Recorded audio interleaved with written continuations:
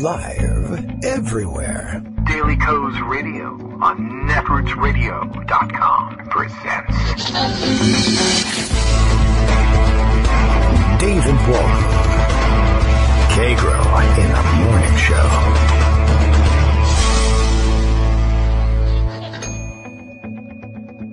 Now, here's David Waldman. Hey, good morning, everybody. How you doing? It's Tuesday, June 11th, 2017. Much to get to this morning. I think we're going to need about 17 hours to do the show. We'll see whether or not I can stumble through the whole thing. Up late last night. You'll hear the voice break here and again. Try and get some coffee in me, but up late last night, up late this morning, trying to catch up. Our son came back from his great big Boy Scout adventure last night, and boy, it was an extended adventure. And so he came in the door probably about, 3:30, 4 o'clock in the morning, so that was helpful. We were waiting up. We were supposed to pick him up from his after he got his ride back from the airport with the rest of his gang, but they were very kind and brought him all the way back to the house since the lateness of the hour. But we were staying up in order to receive him, or in case he needed to be picked up from the drop-off place, to put a little crimp in the morning routine so far this morning. But then again, so has Donald Trump. As it turns out, he's president of the United States. I wasn't aware of this, but I found this out this morning. It's crazy, but it's true. None of the rest of anything he says, nothing he's done has been true, but big story this morning. I don't know how we'll avoid it. We'll try. Because, we don't want to get caught up and all this thing. We don't want to be distracted from anything, right? Of course, fallout from yesterday's Donald Trump Jr. stories and his attempt to get out from under the unraveling stories, the explanations, the accusations, etc., that he met with this Russian lawyer, and that the whole point of the meeting was to get dirt on Hillary Clinton. And, there were developments galore, I guess, last night. I've lost the track of the story, because also there was something this morning that grabbed my eye and changed the nature of the story. But yesterday we were trying to chase down how the friend of his who had, the acquaintance who he had met at Miss Universe in 2013, how did he get connected with the Trumps, and why would he be arranging the meeting on behalf of his singer client, when, after all, as it turns out, the singer client is probably better connected to the Trumps by himself or through his father than this publicist ever really was, and how he ends up. But even so, the publicist is pretty well connected too, in the sense that he apparently, I don't know whether this is him claiming credit for it or whatever, but he put together the deal that brought the Miss Universe pageant to Moscow in 2013, so you would think that he would be pretty well known to the Trumps. He wouldn't have to bring this sweetener in. And now, more information about what this lawyer is all about and who she's connected to. And I guess the big kicker is, let me just spit this one out, the one that's got me preoccupied this morning. She's pulling a very old Trump trick here, or revealing the previous pulling of a very old Trump trick by the Trump forces. She is now saying, as the Trump Jr. group is saying, well, we met with her and she had nothing, and the meeting went nowhere, et cetera, et cetera. Pardon me, catching up on the coffee. Then last night, the development was, oh yeah, by the way, at some point, Rob Goldstone sent a message to Trump via email and said pretty much basically the dream email is supposedly revealed. Now, we haven't seen it yet. It's rumored to exist. Sources have said they've seen this email, and the email was basically apparently, hey, Don Jr., would you like to collude with the Russians? Their government is officially trying to help you, and I have information about that. Let's have a meeting. Do you want to talk to the person who's going to bring you that Russian government information? Which is like, are you sure that really got sent? That's pretty amazing. Now it's starting to feel like it was a setup of some kind, which is, of course, what the Republicans are hoping for. The operatives like the Sean Hannitys and crazies like, this is a big setup. And I've got to tell you, this is the first thing about it that has looked like a setup. I mean, how dumb do you have to be to send that email? But then again, he does surround himself with the best people. Anyway, before we could even get to a chance to digest this story, we wake up to find out that the lawyer, what's her name again? I can't even remember. It's a long one too. And let me bring up one of the stories. There we are. Natalia Veselnitskaya. No one knows how to pronounce the name. She probably does. She could tell us. She turns up all over the place. Lots of people doing research on her last night. Anyway, this morning, NBC, among others, I think, has the story that she now says that it wasn't her who called to try and get the meeting. It never did make sense setting up this meeting, and why is there Goldstone in this thing at all? And he turns out to be a real loon, as it happens anyway.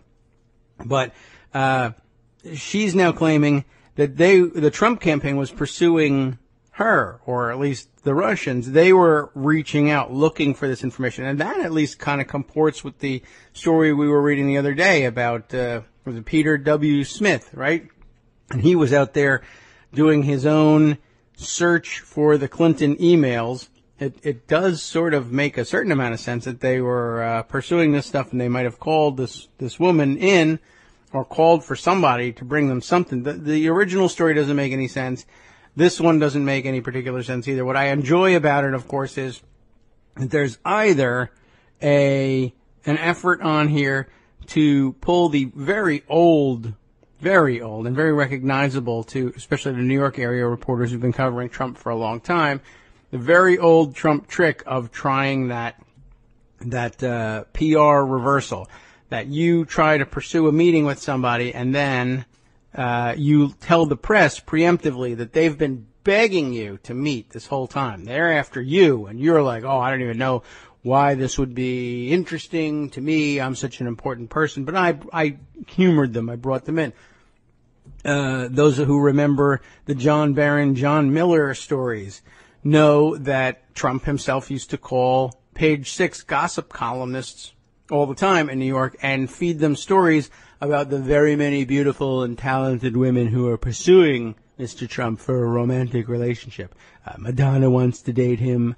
Kim Basinger wants to date him. It's huge. And this is totally not him calling you. You remember that story. He used to do that all the time. And as many people recognize, as I was tweeting about it this morning, he did it. He still does it.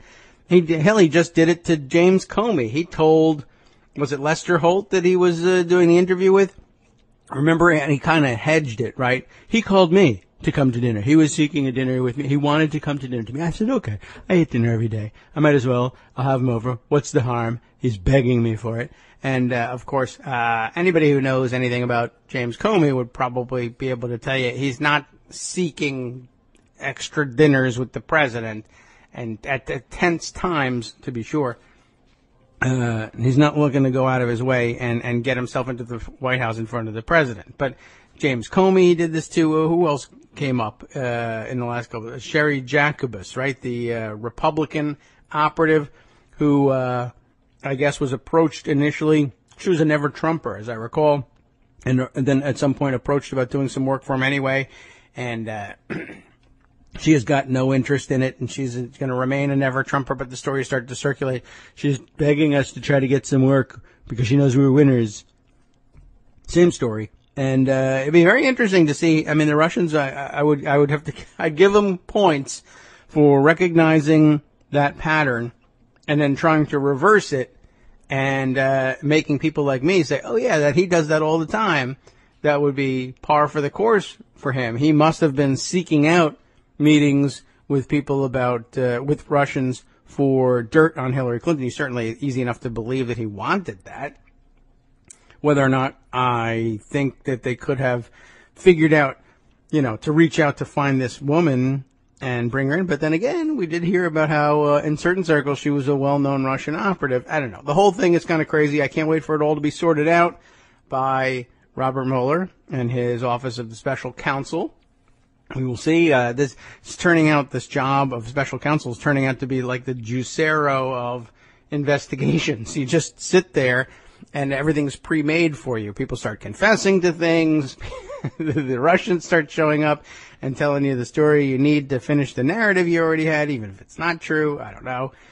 And, I don't know. The whole thing is bizarre, of course. And, oh yes, one other element of the story. I knew that when I saw this thing this morning, that the Russian lawyer was now claiming that Trump was pursuing them. And I guess we should take a look at that story. We'll see if we could do that.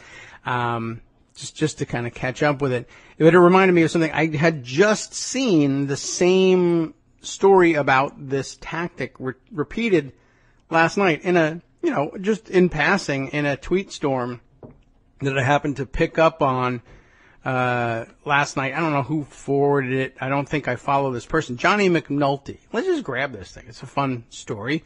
And we can take a look at who is Johnny McNulty. I don't even actually know. Let's see. Writer, comedian, contributor to funny publications, UCB NY alum. Okay. Sure. Why not? Doesn't ring a bell for me, but sounds like a nice enough guy, and he had an interesting story. So let's flip back to it. Where did that go? How come I can't find anything this morning? Very disoriented. All right, here we are. This tweet storm was a good one regardless, and then it had this story in it. It says, don't know if I shared this here before, but my dad literally sat me down in the late 90s, maybe the early 2000s, to tell me Trump was full of crap. He uses the more colorful term for it, but, well, that was a good service. Thanks, Dad.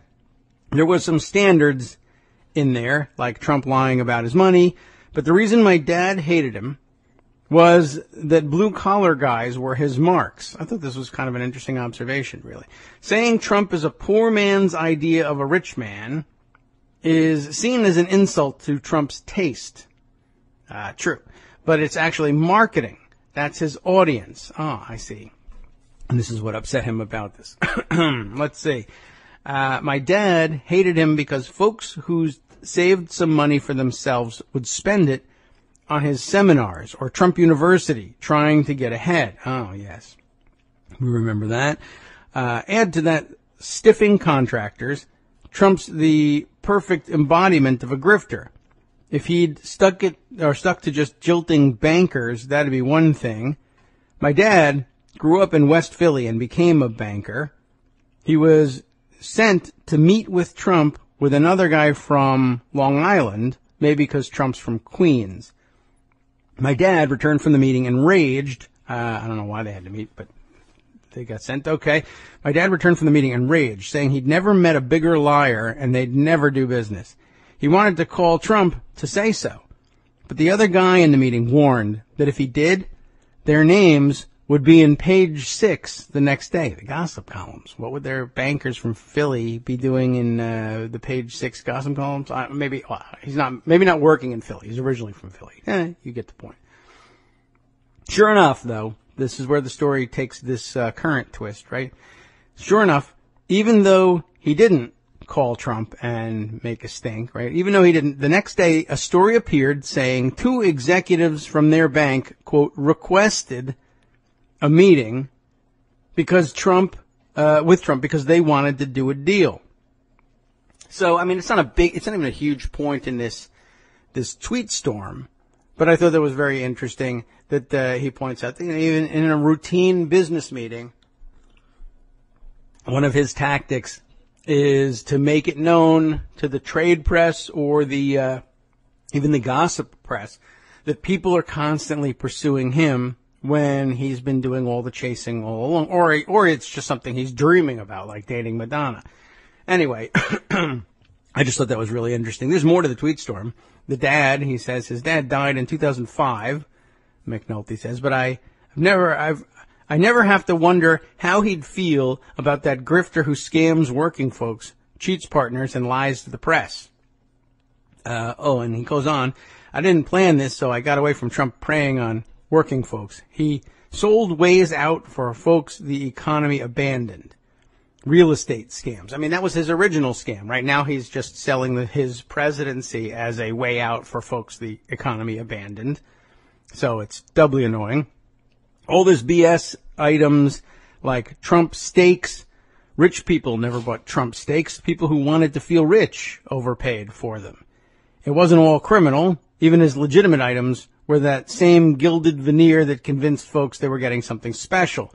When Republicans ask why I can't ever give Trump a chance as president, it's not because I hate his voters.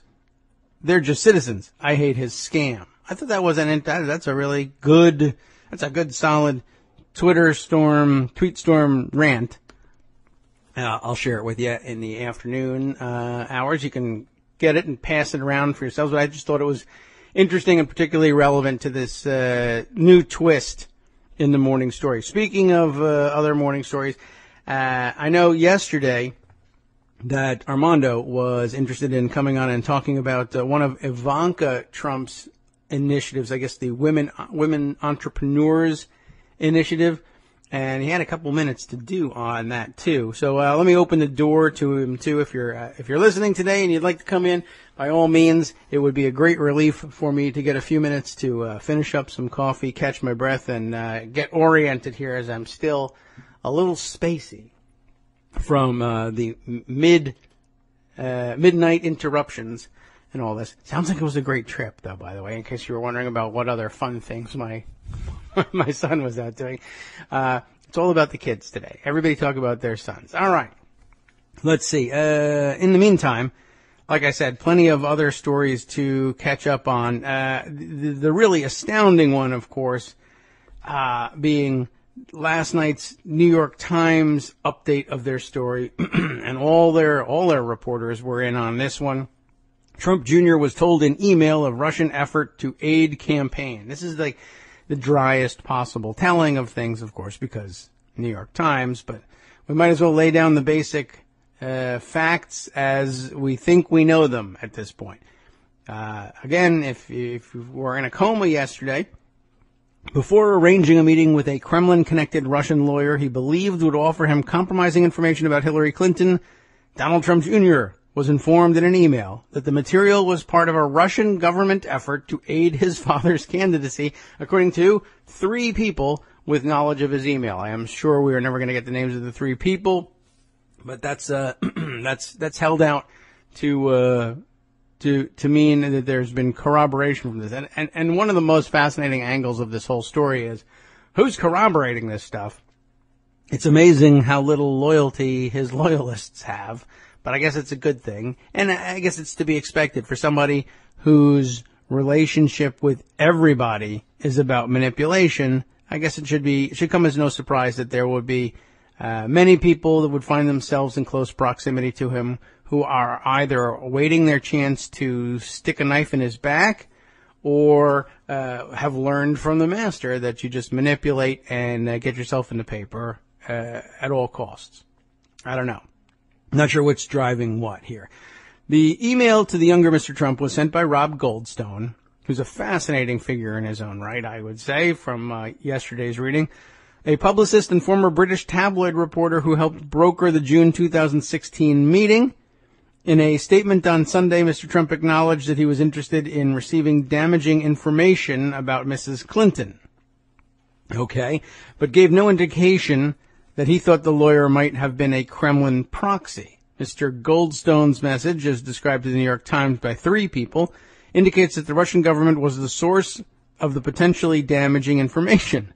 It does not elaborate on the wider effort by Moscow to help the Trump campaign. There is no evidence to suggest that the promised damaging information was related to Russian government computer hacking that led to the release of thousands of DNC emails. The meeting took place less than a week before it was widely reported that Russian hackers had infiltrated the committee's servers. But the email is likely to be of keen interest to the Justice Department and congressional investigators who are examining whether any of the president's associates colluded with the Russian government to disrupt last year's election. Well, they did, and apparently they were getting emails. Subject, do you want to collude? Click here. It's going to be great. I don't know. The whole thing is insane. By the way, Trump Jr. is lawyered up now. Maybe Armando has something to say about his attorney. I have something to say that's petty and silly about his attorney. He's got a wacky name, and everybody has to.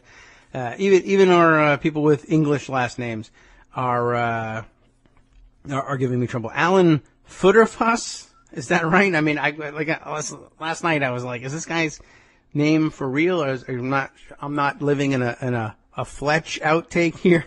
It's who's your lawyer? Alan Futterfuss. Yes, apparently a stellar defense lawyer and somebody who's got extensive experience in defending organized crime cases, which, good choice anyway.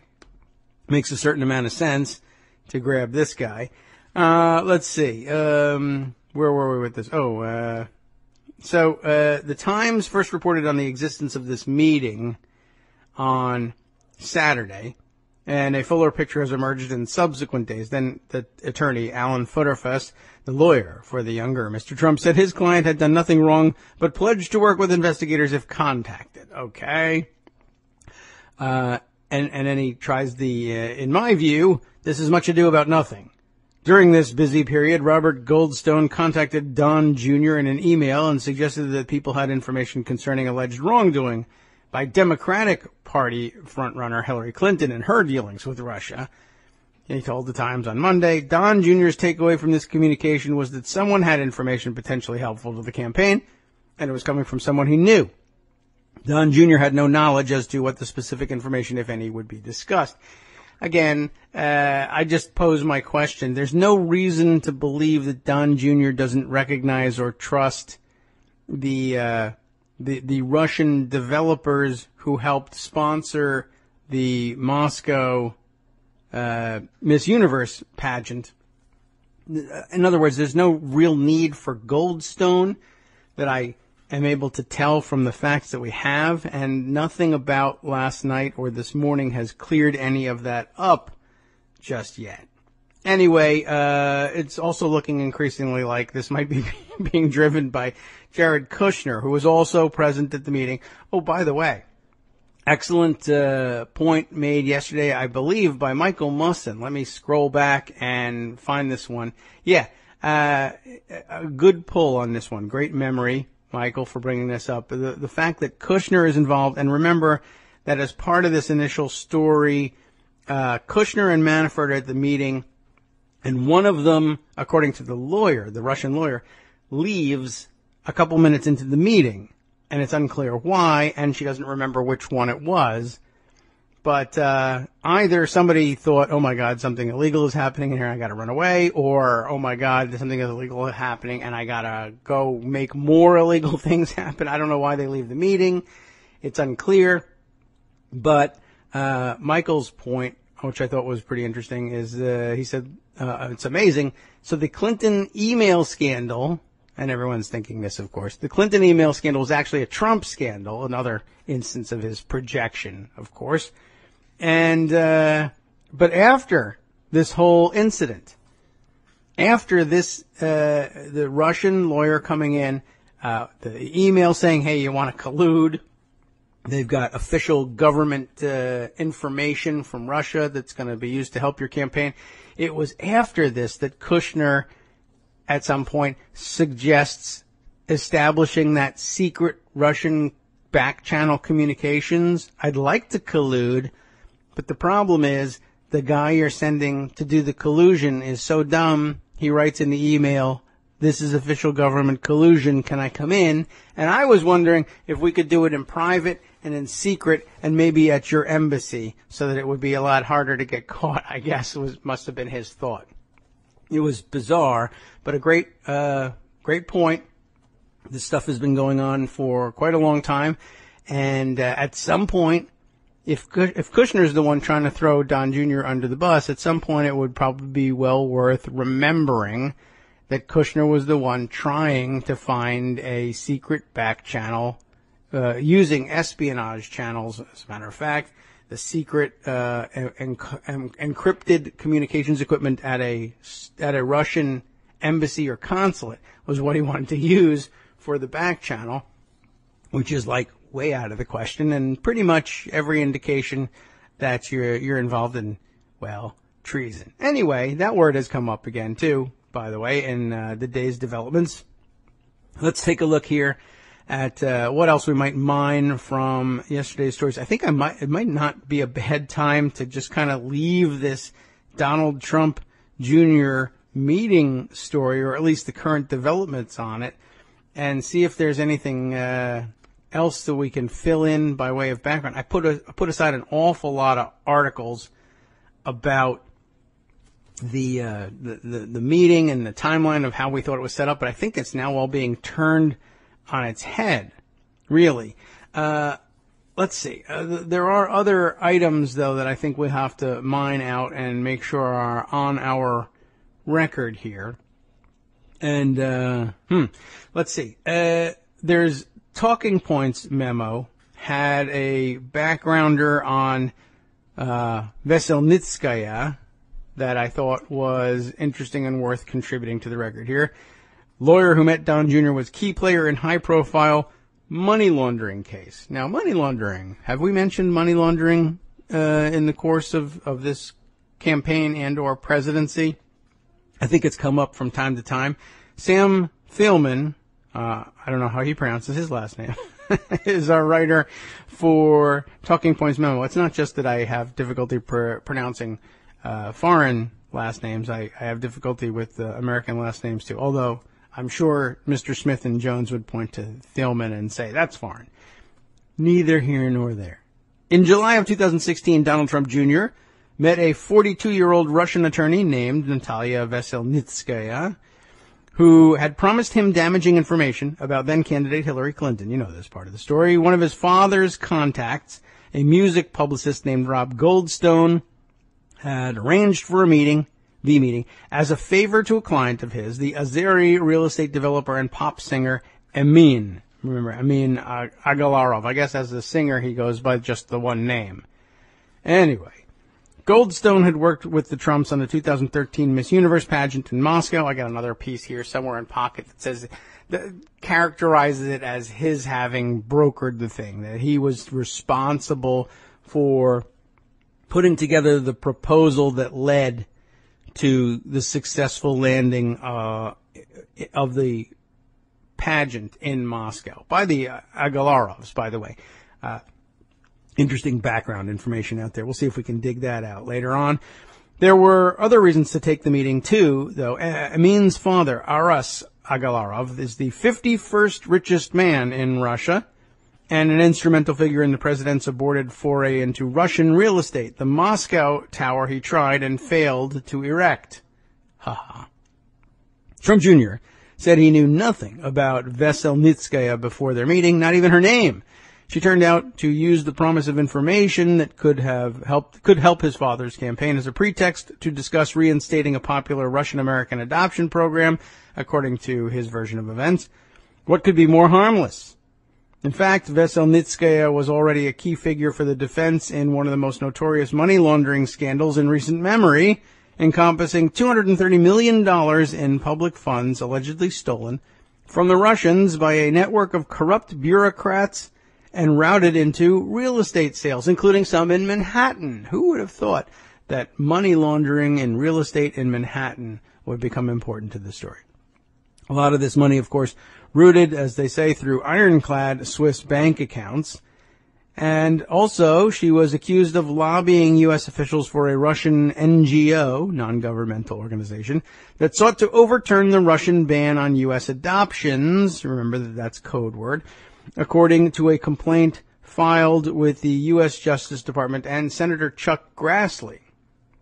Reminder on that one. Of course, we discussed this yesterday, and I closed out the show with a reminder to you that anytime the word adoptions came up, basically you needed to decode what was happening with the mention of adoptions by saying, yeah, this is really a discussion about lifting sanctions against Russia. No, there's no bleeding heart story here about longtime activists who want nothing more than to see happy families assembled out of Russia. The adoption issue is only an issue by virtue of it having been used as a retaliation by Putin against the United States for imposing a regime of sanctions for corruption and human rights violations. So it's not about helping the kids, and basically, yeah, anytime the word adoption comes up, that's the family-friendly sounding word. It sounds a lot better than saying, yes, I lobby to lift anti-corruption sanctions and sanctions that have been placed on human rights abusers.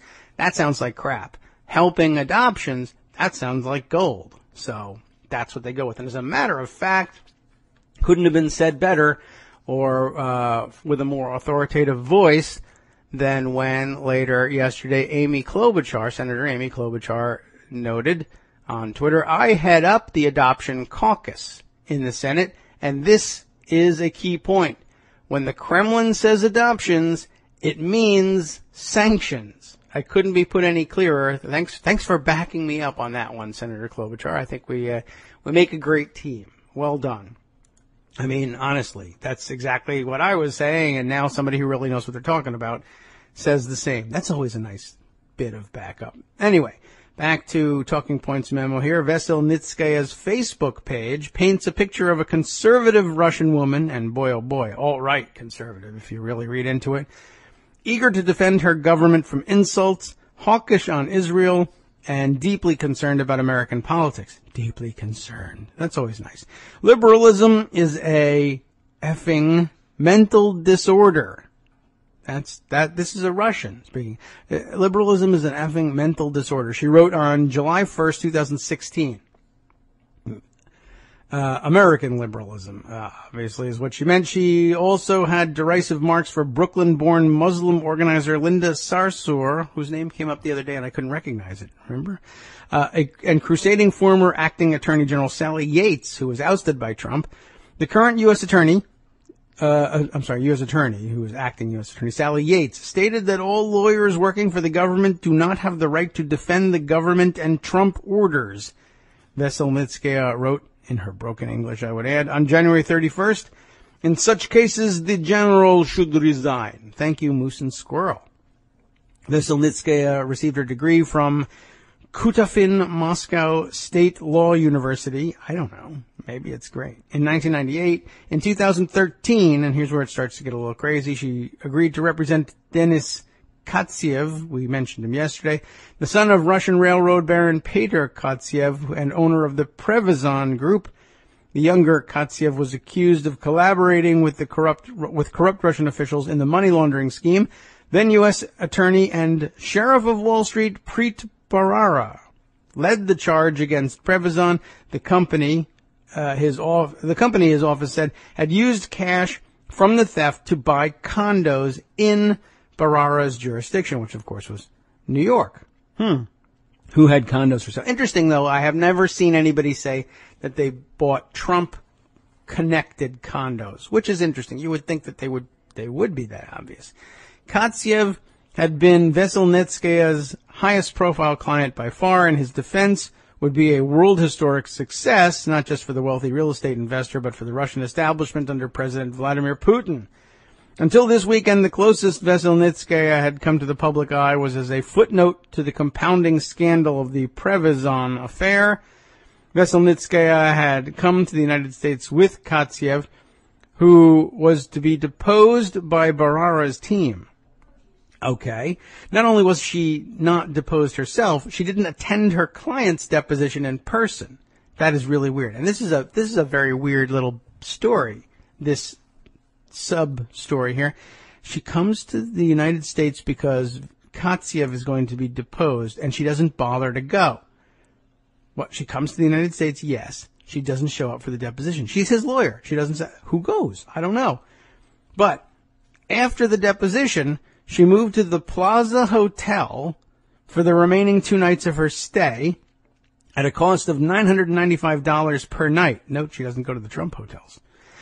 Her firm then billed the U.S. government for the entire stay, to which I assume she believes she was entitled for reimbursement. I guess since they subpoenaed him, I guess that's the procedure. Interesting. So $995 a night. They billed the government for the stay, as well as a single meal for 5 that included 8 grappas after dinner. Very nice. 2 bottles of wine, 18 dishes, and a bill that came to nearly $800, which honestly is pretty low for a New York meal with that much food. But okay. The group's total expenses topped $50,000, and they promised to file more.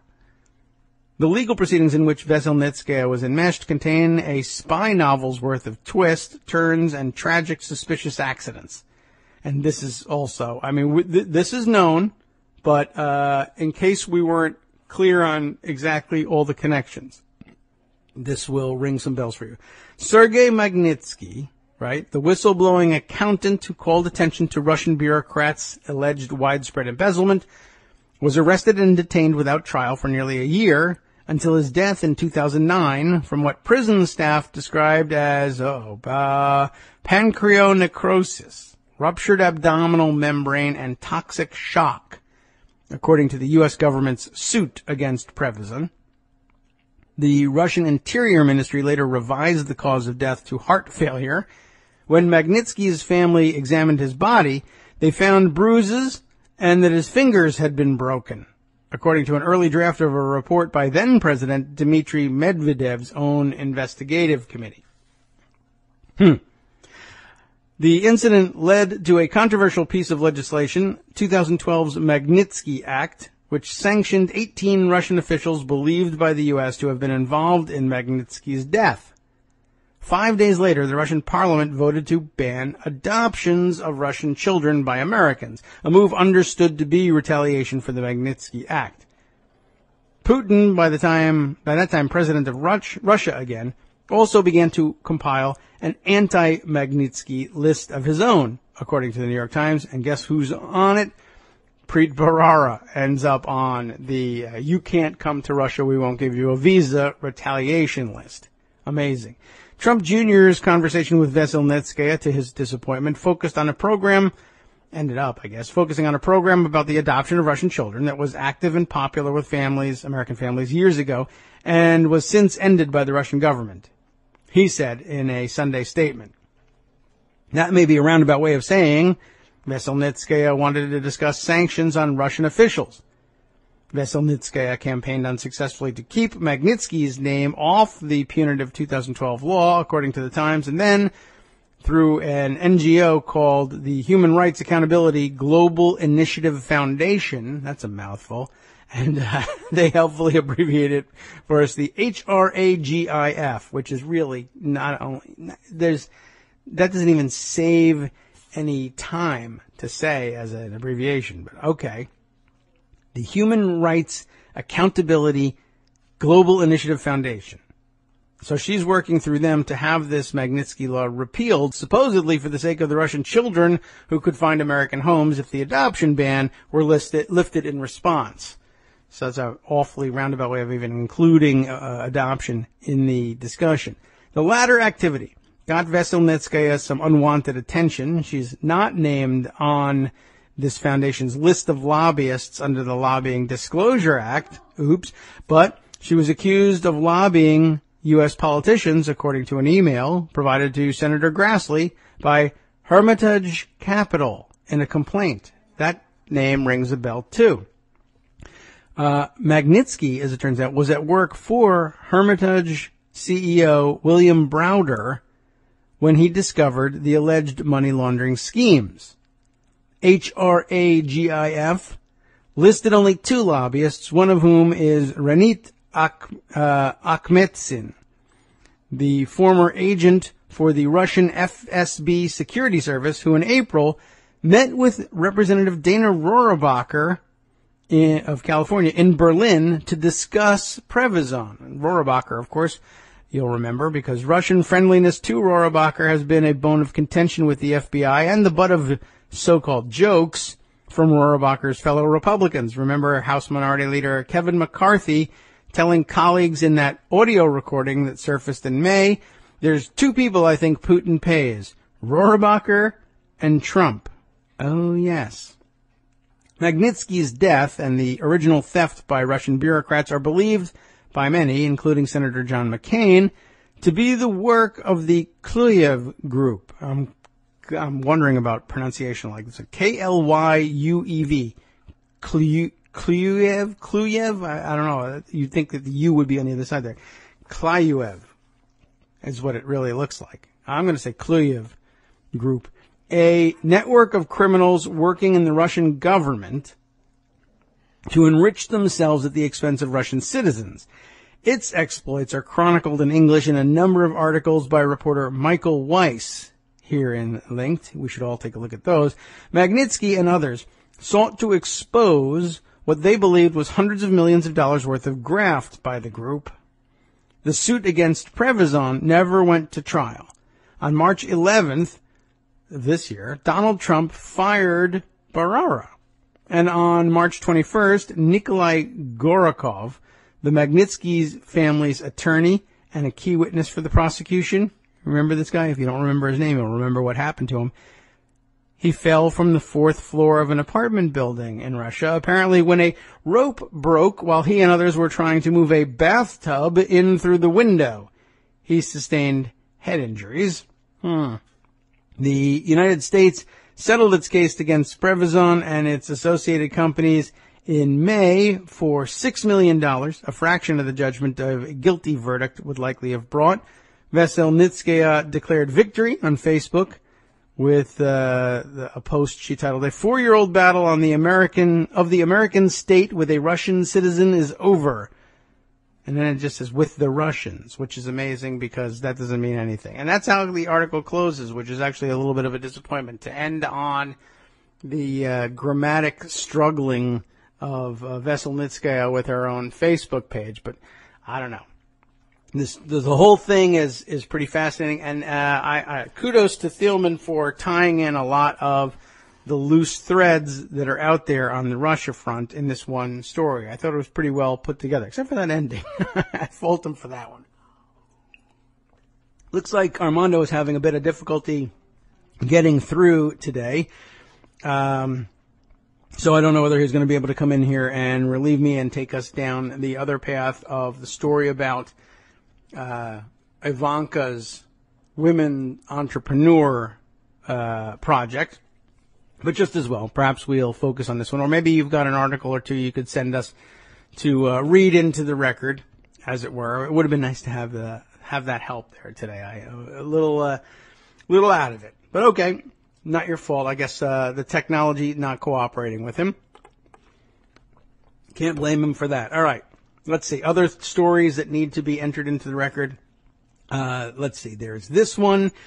From Bob Bauer at justsecurity.org, who has come up a couple times in the past few weeks.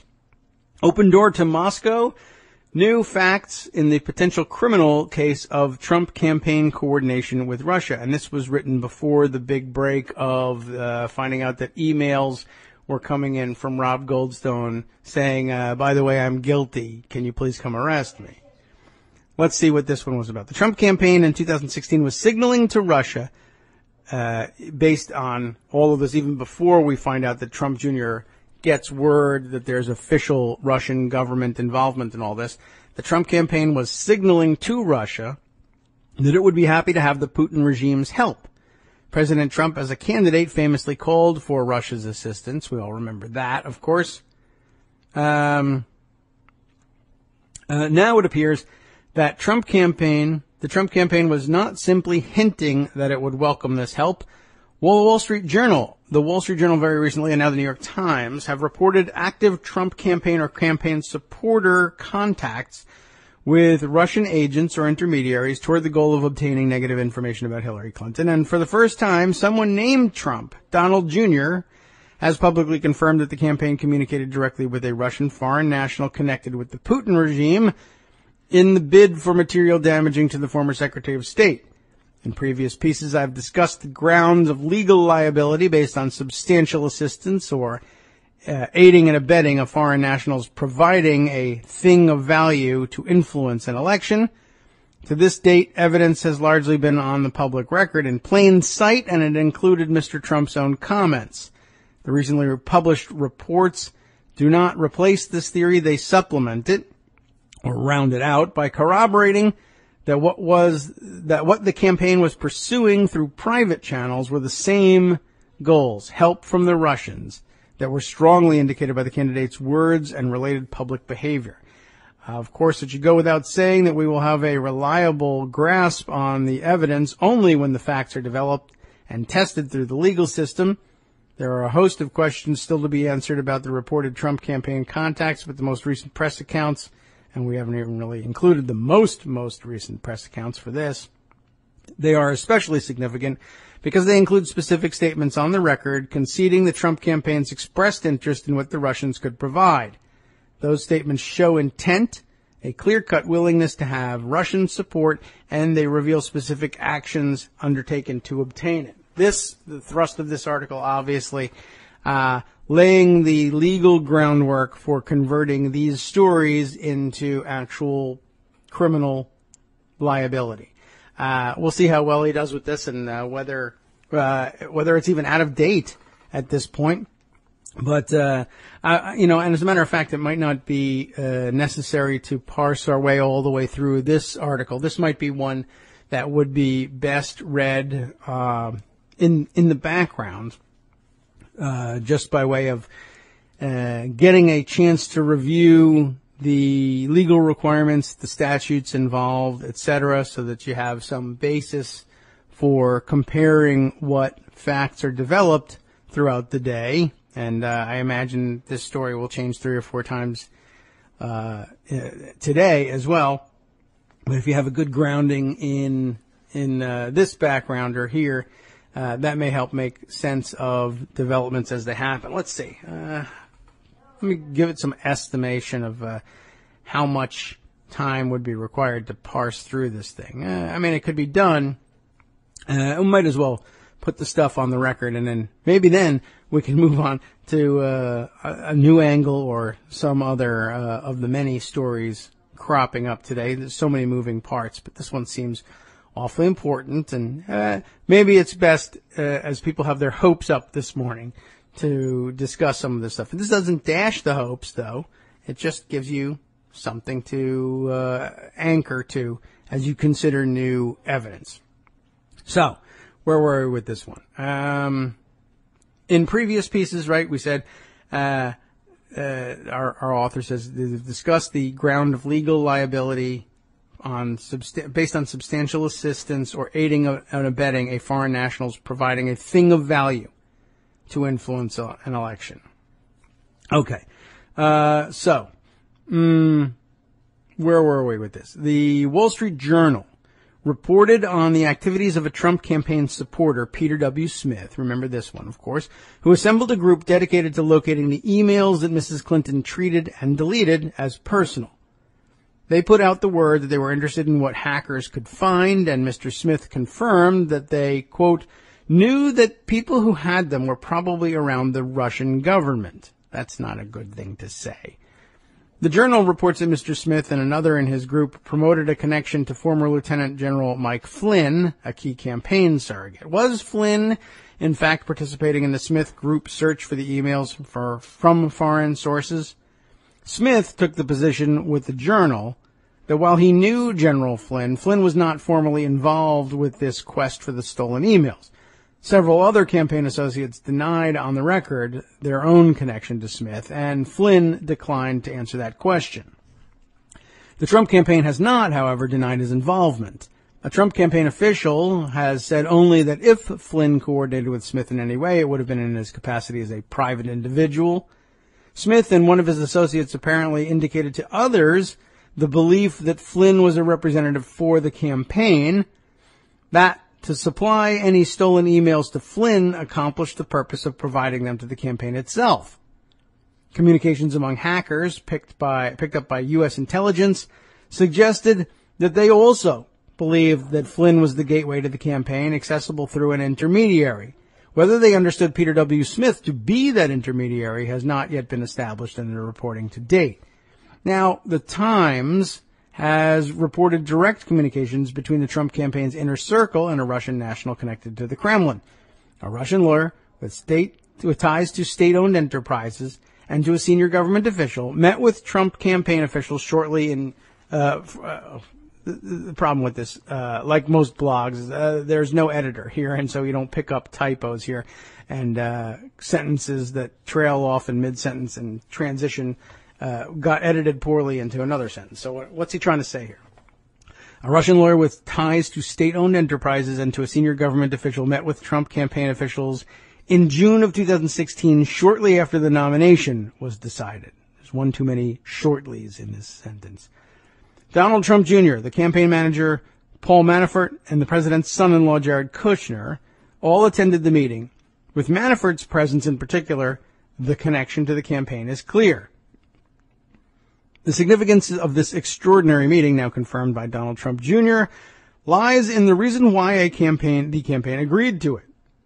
According to a statement from Donald Jr., there was, on the campaign's part, an expectation that the Russians would have negative information to offer about Hillary Clinton. The result, so Trump Jr. now claims, was disappointing. He said it quickly became clear that she had no meaningful information. He now dismisses her claim to have had this material as mere pretext for the meeting. The president's son is admitting that the campaign arranged the meeting solely to get the information. Trump Jr. suggested he did not know of the Russian connection.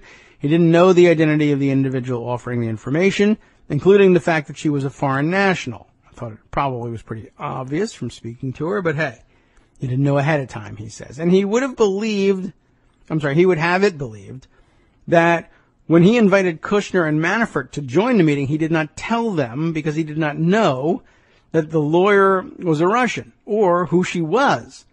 And apparently, when she came in and introduced herself, the Trump campaign team was still uninformed about her identity and did not ask much about it. Suffice it to say that this is a strange account, and investigators will probe it deeply. And if there's any truth to it, it is not clear how much it helps Trump Jr. and his colleagues. One explanation for their ignorance of whom they're dealing with is willful blindness, which is not helpful to their legal position. This new and remarkable information adds considerably to the potential criminal violation of the federal law that prohibits substantial assistance to foreign nationals seeking to influence a federal election. Now, we have, as part of the public record, specific and private actions to establish intent to provide this assistance. Donald Trump can't very well sustain his position that in calling for the Russians to find the missing email, he was merely joking. His campaign was furthering behind closed doors the objective that the candidate was jokingly professing. It confirmed and further developed in the Mueller investigation. These facts also bolster the campaign's exposure to aiding and abetting liability for a campaign finance violation. There are two additional grounds for that criminal liability: the campaign's coordination with Russian foreign national sources, as a result of which it received an illegal contribution, and its solicitation of this illegal contribution, each of which independently violate the law. On coordination, a charge of illegal coordination is consistent with a conspiracy, aiding and abetting, or substantial assistance source of liability. It is the campaign finance law equivalent to what has been referred to in the public debate as collusion. In other words, coordination is a legally prohibited form of collusion. Spending by Russia, if coordinated with the campaign, is a contribution to the campaign. The contribution, of course, would be illegal. It is important to underscore here that this area of law applies to any and all coordinated spending beneficial to the campaign, not only to coordination with Russians, the Russian government, or other foreign nationals. Think WikiLeaks, he adds in parentheses here. Under the campaign finance laws, spending of all kinds to influence an election can be subject to a finding of coordination resulting in an illegal contribution.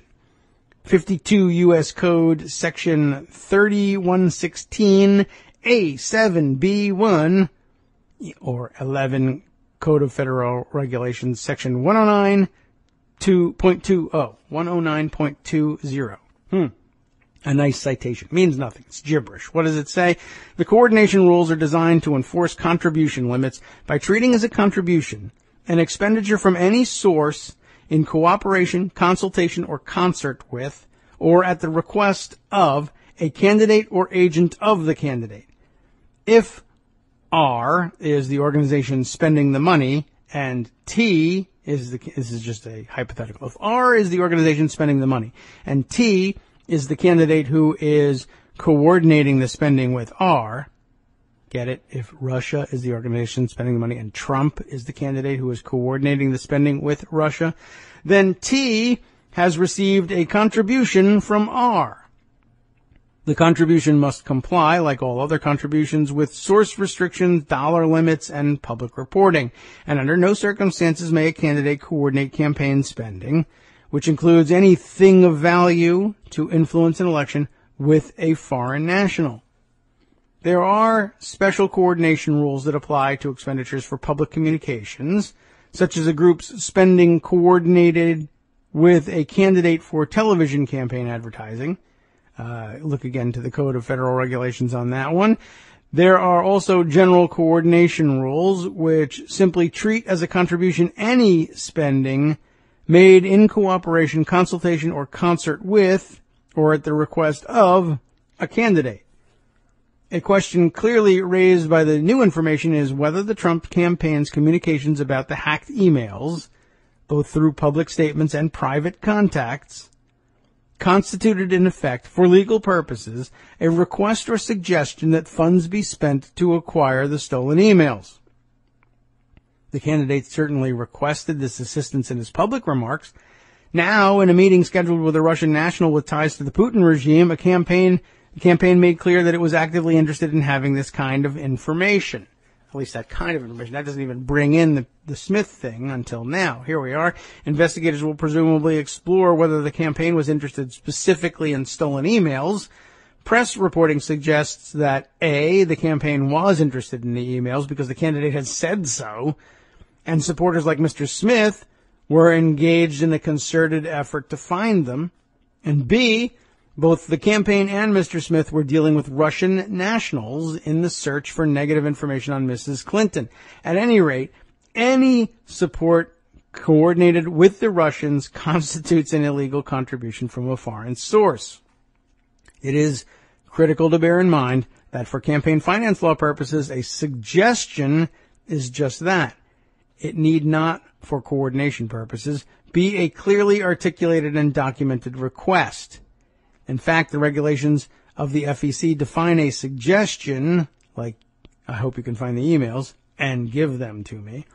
A suggestion to include campaign assent, I should reread that sentence. The regulations of the FEC define a suggestion to include campaign assent to the offer of another, like the Russian government or its agents, to provide something of value to the campaign. Consider, then, the view that Russians could reasonably take of the Trump campaign's wishes. The president stated publicly that he would like to have the Russians locate the stolen emails. Mr. Smith, indicating in various ways association with General Flynn, launches an initiative focused on finding these communications.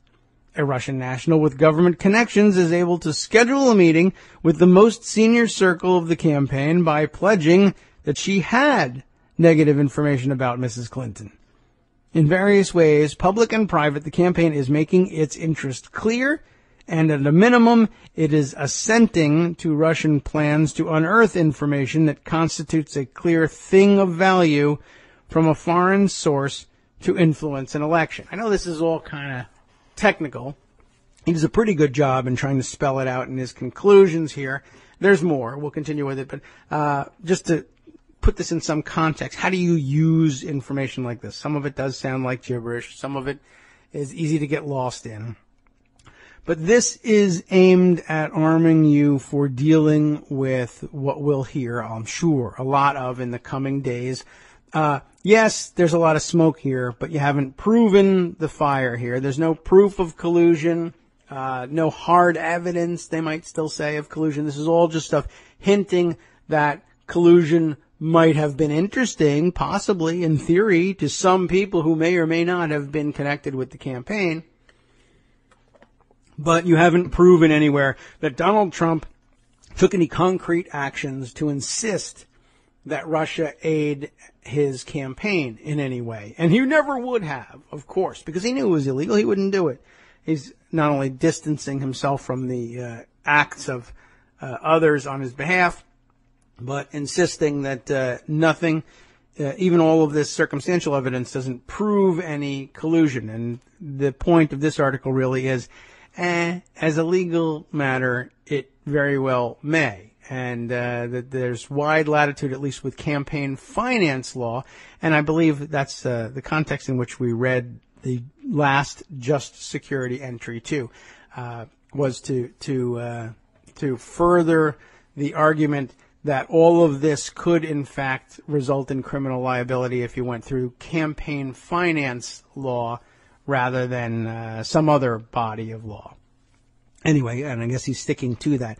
But yeah, the point of this article is that campaign finance law gives a lot of latitude in defining what's illegal by way of, particularly when foreign nationals are involved.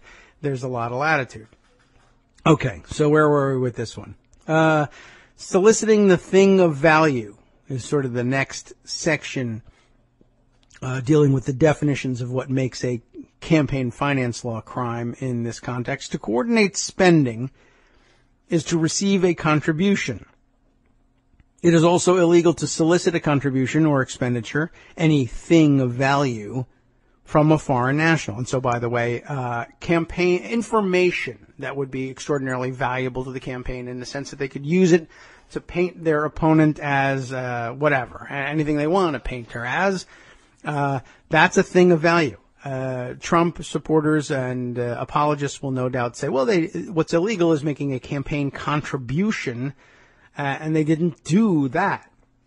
But here was where you have to remember, anything of value is considered a contribution because, of course, it's all fungible. Anything you hand them, if you hand them information that would otherwise cost them money to develop, that's the same thing as giving them the money to develop it themselves, at least in terms of campaign finance law. It may not get you anywhere in other bodies of law, as I said. Okay, so it's illegal to solicit a campaign contribution or expenditure, anything of value, from a foreign national. There's a citation again to the code. A solicitation also need not be express. It can be implied. It is useful to consider the regulatory definition of solicitation adopted by the Federal Election Commission. He says he's put in italics key portions, so I'll stress them for you. Here's the quote from the FEC's regulations. To solicit means to ask, request, or recommend, explicitly or implicitly, that another person make a contribution, donation, transfer of funds, or otherwise provide anything of value. A solicitation is an oral or written communication that, construed as reasonably understood in the context in which it is made, contains a clear message asking, requesting, or recommending that another person make a contribution, donation, transfer of funds, or otherwise provide anything of value. A solicitation may be made directly or indirectly. The context includes the conduct of persons involved in the communication. Those are the parts that that Bob Bauer thinks are of particular importance here. In sum, he writes, a solicitation may be implied as well as express, and it is determined by examining all the relevant circumstances, including the context in which the communication in question is made. the president made an express appeal in public comments for Russian help. And the potential for finding an illegal contribution is reinforced by his repeated refusals to acknowledge or denounce the Russians for what the intelligence community formally found to be their program of interfering in the election, and which Rob Goldstone wrote to his son about. Doy. The freshly reported communications with Russian nationals add weight to the question of whether he and his campaign were really soliciting or just joking. The Russians could reasonably understand that the campaign was very much in the market for this information. By suggesting that she had such information, a Russian national with a relationship to her government could obtain an audience with the intimate associates of the candidate, his campaign manager, his son, and his son-in-law. It would have been hard for the Russians to mistake the intensity of the campaign's interest. The very scheduling of the meeting and the status of the attendees was sufficient to get the campaign's point across about what it highly valued and what it was prepared to take from a foreign source. And if they had any doubt, it would have been resolved by the president's public call 6 weeks later for the Russians, if you're listening, to find the emails.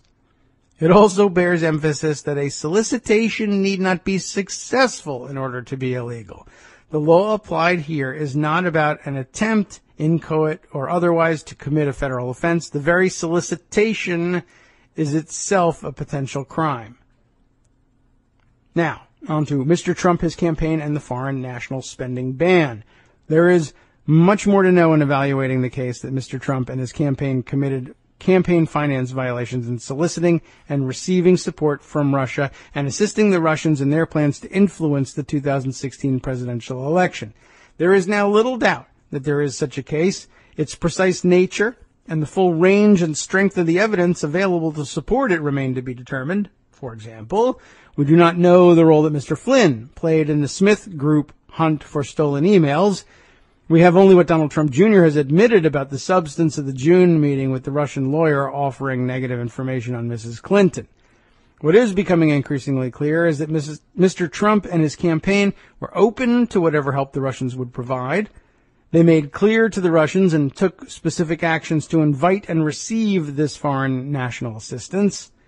In response to the latest disclosure of Russian contacts, the campaign's defense seems to be that it never checked whether the people from whom they were soliciting stolen emails and other negative information were Russians, much less connected to the Kremlin.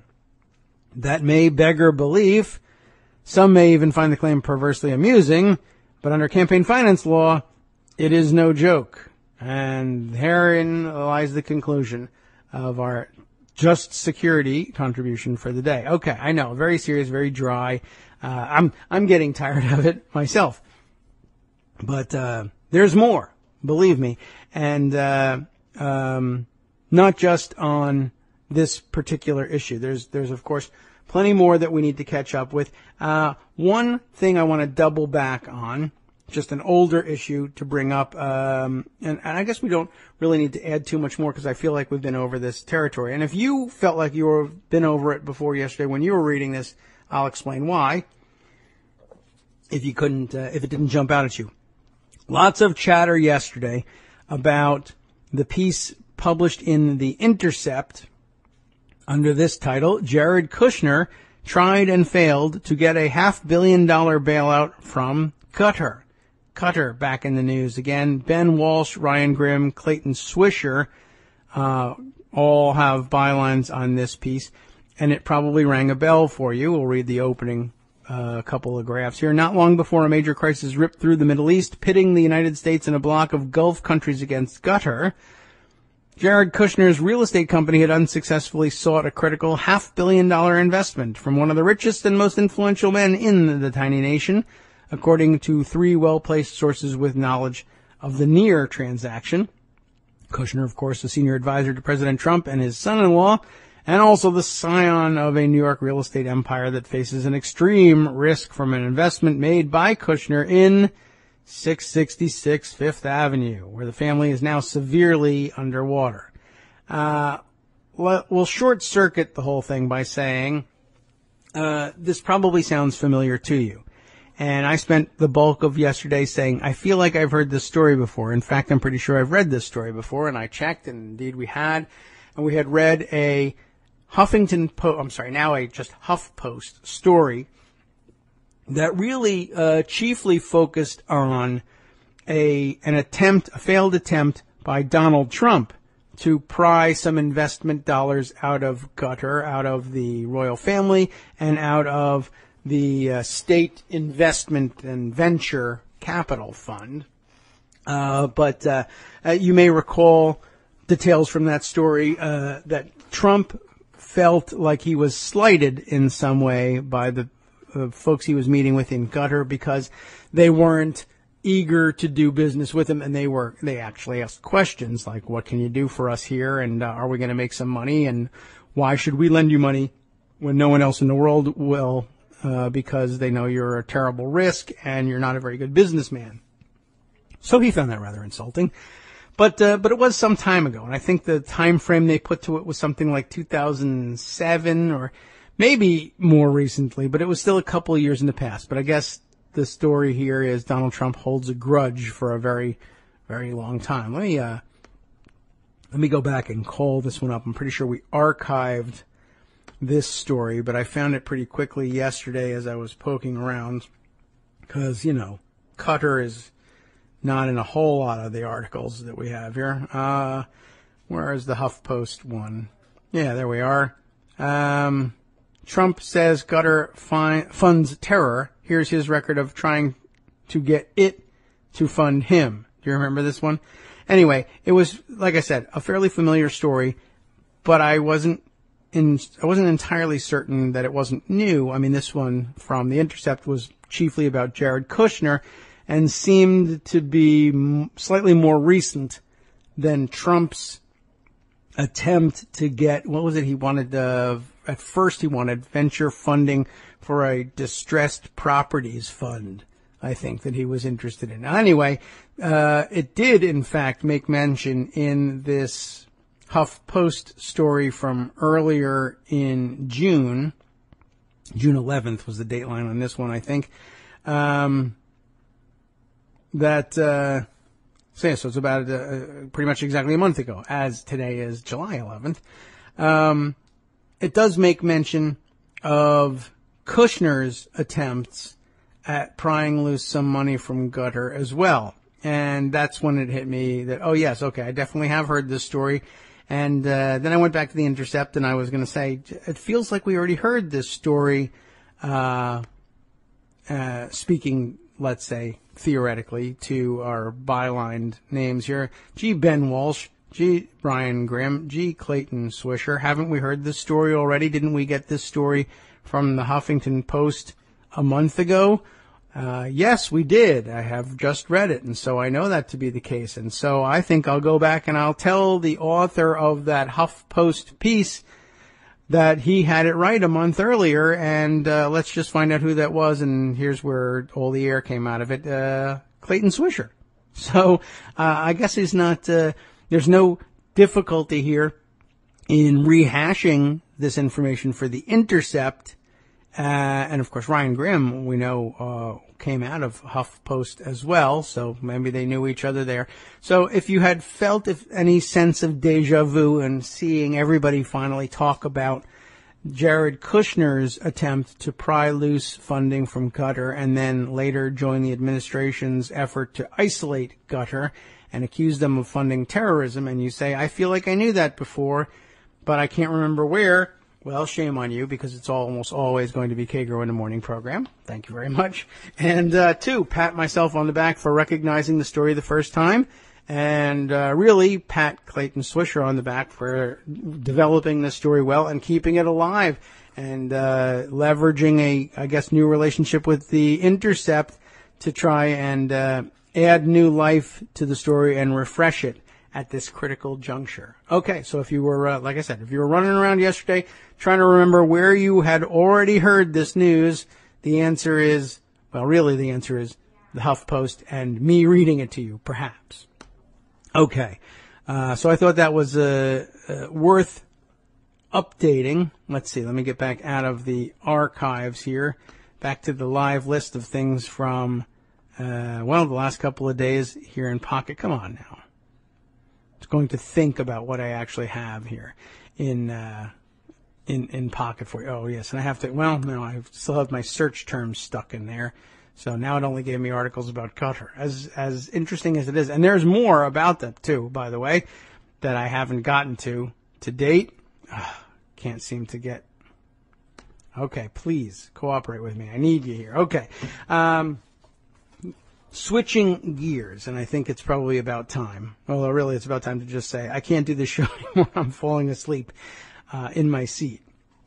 We still have the live issue, of course, of the Medicaid repeal bill, essentially. The Obamacare / Medicaid repeal bill masquerading, the tax cut masquerading as a health care bill. It's getting worse and worse. And we learned from Greg yesterday that the extension of the fight through the recess is diminishing daily the chances that the Republicans will be able to cobble together the votes to pass this thing in the Senate. And the danger, of course, at a time like this when everything is in flux, is that the Republicans will be doing anything they can to try and piece together a revised bill, and we'll have no idea until the very last minute what they come up with, but a revised bill that will somehow capture 51 votes or 50 and then get a tie broken, if it is a tie, by the vice president. So, what's the latest? What do we know? Not the vote counts. They're too much in flux. Let's talk about the policy itself. The item that caught my eye yesterday that looked like it probably ought to be shared by way of discussing the policy difficulties and the increasing appearance of, the increasingly insurmountable looking obstacles to getting this bill fixed in a way that can get the 50 votes. The Center on Budget and Policy Priorities, just to dry things out a little bit further, has this piece. I want to add it to the record, and by tomorrow, we'll be getting a better picture of the politics and a little bit more of the policy with it as we discuss what's going on with Joan McCarter. The scheduling is becoming clear, and Joan was telling us on the front page of Daily Kos yesterday that they're looking to get some version of this thing forwarded to the CBO for scoring by the end of the week, or actually at some point in the next couple of days, so that they can get a score by the end of the week, so that they can get to a vote by midweek next week. And there's already chatter, though, that if they can't get the thing done next week, they may very well lots of moaning and groaning will go on. I don't know whether they're going to get anywhere with this one, but people are floating the idea of canceling the August recess to stay in town and get serious and work on this, because we can't possibly, after all the promising, not go through with the repeal. And, they're dropping the replace part, but they feel like they can't fail to deliver something on the repeal. And I would say it's probably about equal parts that and equal parts I do not want to go home during this recess and face my constituents again. It's going to be very tough. Anyway, here's the piece from the Center on Budget and Policy Priorities. Senate health bill can't be fixed. Here's the policy problems and the hurdles they face. Reported changes would not affect the bill's core features. Our writers here, Jacob Liebenluft and Aviva Aron, oh my goodness, Dine, no idea, D-I-N-E, Din, no hope of being able to guess that. Okay, the Congressional Budget Office, I should stop trying to get, I think I'm doing people a favor by giving them credit for their work, and you're supposed to do that, but I guess the research I need to do in the background is how do you pronounce it so I get it right? Well, at least I'll give you the links to it. That's the reason we do the roundup. The Congressional Budget Office, the CBO, analysis of the Senate Republican health care bill, they still call it a healthcare bill, revealed that the bill would have much the same effect as the House-passed version. It would cause more than 20 million people to lose coverage and would make coverage worse or less affordable for millions more. Likewise, CBO's analysis of the House-passed bill showed that it would have much the same effect as an earlier bill that the House rejected in March, which CBO also scored as causing more than 20 million people to lose coverage. Nonetheless, speculation has begun about whether reported changes to the Senate bill will significantly alter its impact on coverage or on the quality and affordability of health insurance. The answer is no. It's no accident that CBO reached similar conclusions about all three versions of the Republican health bill, as the bill has maintained 5 core structural features over time. These are the things that are causing it to be so terrible, and they have shown no signs of being willing to jettison any of them. Ready? There's, of course, ending the Affordable Care Act's expansion of Medicaid to low-income adults, capping and cutting federal Medicaid funding for seniors, people with disabilities, and families with children, increasing premiums and deductibles for millions of moderate-income people who buy health insurance through the ACA marketplaces, undermining the ACA's individual market reforms by weakening key consumer protections for older people and people with pre-existing conditions, and eliminating the ACA's individual mandate, which helps ensure a balanced individual market risk pool, and finally, providing hundreds of billions of dollars in tax cuts for high-income households, drug companies, and other corporations. As long as the bill retains these 5 components, its broad consequences for Americans' health insurance and health care will stay the same. None of the specific changes that Senate Republicans are reportedly considering would affect those 5 core features. Moreover, some of the bill's major flaws are unfixable purely as a matter of math. Even if senators adopt a proposal to drop one of the bill's high-income tax cuts, and that's the most frequently mentioned possibility in all this, and the sort of thing that we suspect would lead to moderates folding on this thing, as we've discussed every time we've brought the subject up with Greg on the show. We figure a minor tweak, or even something that looks major, pointing at something that a tax cut that might be eliminated to make a senator look moderate, and I'm opposed to the bill as written now, and we'll make one change to the tax provision. That would be enough for them to change their mind. Well, even dropping 1 or 2 of those things would do very little to change this basic structure, right? Some of the major flaws are unfixable as a matter of math. They have a chart in here, and as it shows, figure 1, savings from dropping the tax cut, plus other available resources that could restore some of the cuts to health coverage programs, only amount to about 1/5 of the bill's $1.2 trillion in cuts to programs that help low and moderate income people who afford health insurance. Armando is available at the moment. Let me bring him in here and just wrap this thing up here.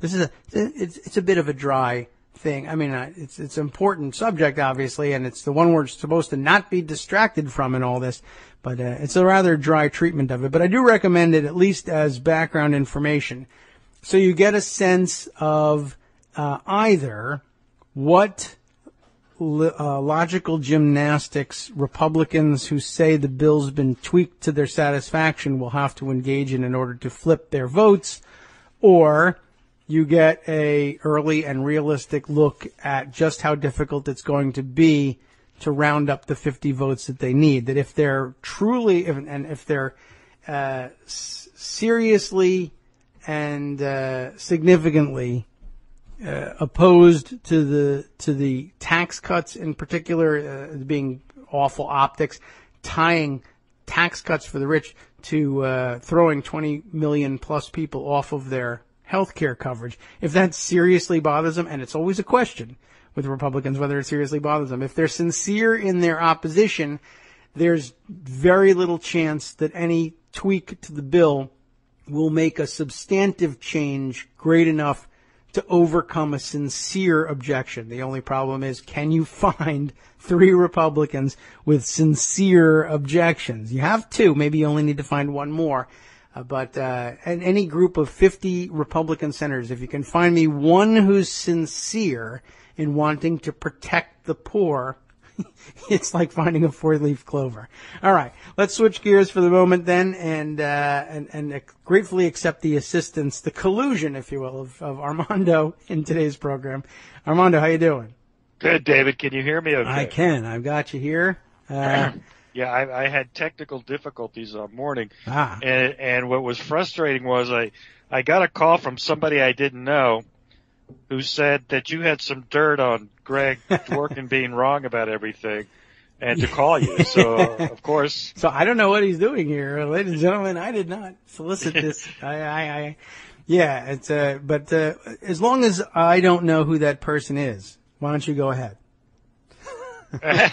Exactly. I'm just saying, Yeah, pretty incredible. Did you see the other side of that? I mean, obviously you saw the junior part where he's like, I didn't know this person and I didn't know who they were from, but I called the campaign chairman and obviously my brother-in-law. Yeah. We all decided to go meet him. But then the other side of the equation was the Russian lawyer lady was on the Today Show this morning. Did you talk about that? Yeah, I did, and it's the oldest Trump PR trick in the book. I'm confused though as to whether Trump Jr. was trying to pull his dad's trick of pretending that the interest went the other way, or whether the Russians are trying to pull the old Trump trick of pretending the interest was reversed.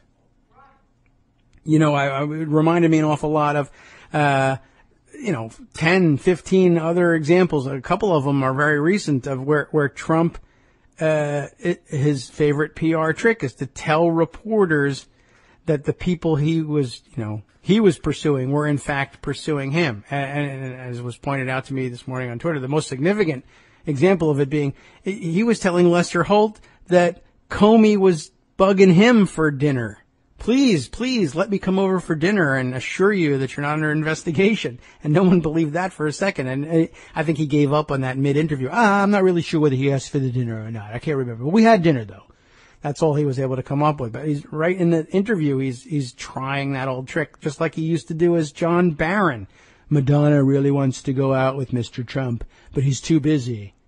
He's too busy being successful. But lots of successful women want to date him. Remember those stories? Nope. Now I've lost you here. I was wondering why you weren't reacting to that story. And maybe you're screaming your head off on your phone. Are you on mute? The technical difficulties continue. Well, you might want to try and give me another call there. Unless this would be interesting. I wonder what we're missing on the other end of this call. All right. Well, here's what I'll do. I'll force the issue by disconnecting you, and at which point you'll say, hey, wait a minute, have I just been hung up on? And we'll try and recap all the good stuff that we missed due to the technical difficulties. The bad news for the rest of you, here we go. This happened pretty quickly. Good, thankfully. Armando, hi. Now I can't hear you. I thought we would have it solved by now. Okay, well, I wonder what the problem is. Now? Oh, Hello? there you are. Hi. Okay. Well, it was the jack came out of the... Oh. So it was low tech, it was okay. Why won't the car not run? I forgot to put gas in it. Oh, yes. Okay. Well, I was wondering if we were missing some great commentary. And no, absolutely not. I was still trying to figure out... you may not know, I did something stupid. I updated my Skype software in my phone, and now it doesn't work. Oh, well, that's the usual effect of an update. And so I went back to the laptop, which I haven't used in a long time, and I'd forgotten how to do it. And it took me all of an hour to figure that out. That's why my call was late. And you had all the great conversation on this Trump Jr. thing. Did you talk about the discussion of how this is criminal? Because Greg Dworkin and I were talking about it both publicly online, and we were messaging each other. Yeah. And the argument is about contributions or donations or things of value. Yes. But from a foreign country to a campaign. That's actually expressly criminal. So the argument boils down to is what... Oh, dear. Now we've lost the connection again here. Well, the connection is still there. The sound is... Are you like literally on a phone connected to a laptop? Is that what's going on? Well, the audience can certainly answer the question. Yes, we did speak explicitly about what makes this criminal. Just the Just Security article that we just concluded reading. It. By the way, I'm glad you brought it up because it helps it look like we've coordinated things and makes it look like, well, of course I've given my audience background in what can explicitly make this illegal. And I guess it was very necessary. We should have... It's too bad Greg isn't here on the show. Maybe he's listening to the podcast and getting the explanation if he didn't get it from you. Okay. Well, Armando is just saying, yeah, I think the tech is just too iffy and we'll try again tomorrow. Let's get on that Skype, people, and make sure that his phone's Skype software, apps, etc., whatever the hell. What's the word that the kids are using these days, right? I say software and I realize it sounds like I'm from 1980. The app is working well. Okay. Anyway, sorry about that. And hopefully everything will be working tomorrow. But that gives us a chance to return to the very necessary but somewhat dry subject of what's up with the healthcare stuff. All right. And when we left off, we were talking about, and it's hard because now they rely on figure 1 here, which you can't see, but you will see when we provide it to you in the links in the summary that Scott Anderson will help us out with. You find the basic information is that there's just no way to fix the math of the bill, and unless all the tax cuts are dropped, and that would just lose you way too many votes, every one of the tax cuts that you drop from the bill is probably going to cost you potentially, well, I mean, even if it costs you 1 vote, you're in serious trouble. You're probably not going to get any of the 2 hard no's back no matter what you do with the bill. Anyway, in tables and figures 1 here, it makes it pretty clear that there's just no way to get the math back in balance, even by eliminating some, or I don't know about all of the tax cuts, but certainly if you eliminated all the tax cuts, you'd get about 15 votes for the thing. Other changes under discussion, it says, wouldn't meaningfully reduce the bill's damage either. Thus far, none of the specific reported changes to the health bill, and we still may not know about the key specific change that hasn't been announced publicly yet, but none of the ones that we know about yet would alter the core structure or meaningfully reduce the severe harm it would do. The changes include, this is, so now we can tell, if you've heard another one floated, there may be a live question out here.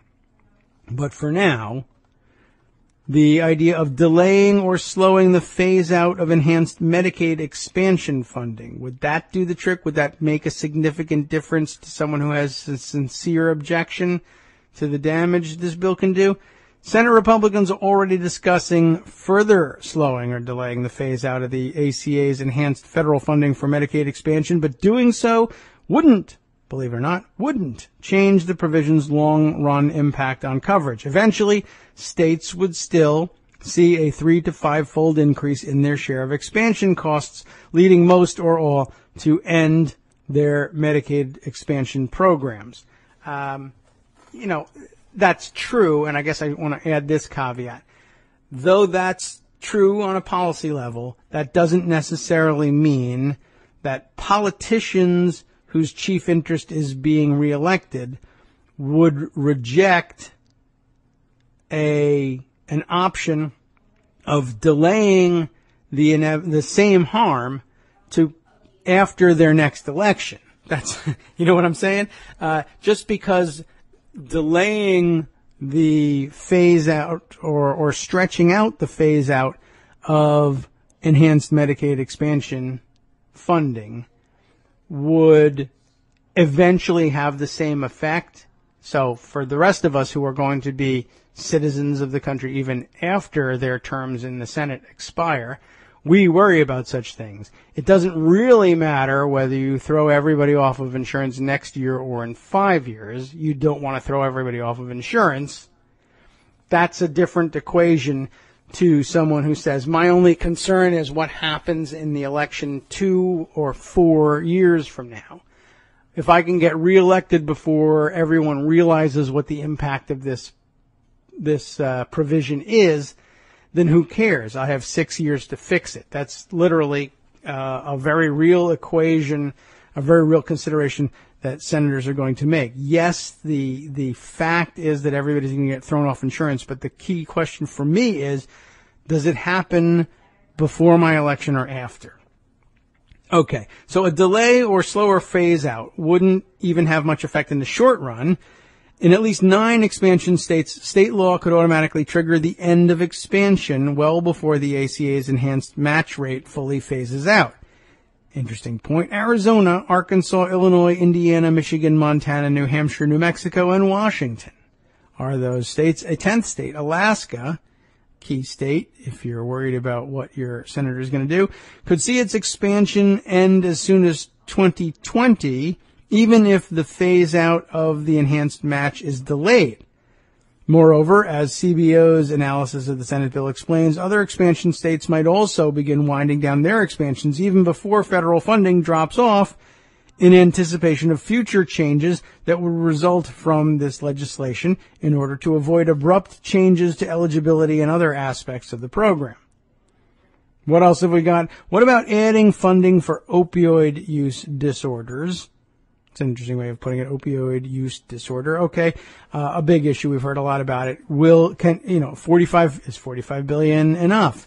Well, that raises all sorts of interesting issues, of course, including the fact that, as many have pointed out quite rightly, that back when black communities were being ravaged by new waves of drug abuse, the solution was, of course, let's spend considerably less, but spend it on expanding our prison capacity, whereas when white communities get ravaged by their own drug problems, the figure is tripled and quadrupled, and it's spent on treatment. But okay, setting that aside, all in a history that needs to be addressed at some point, but okay, for the purposes of the bill, I'm glad you're moving to treatment instead of incarceration. We have more to deal with, but what do you have to say about that?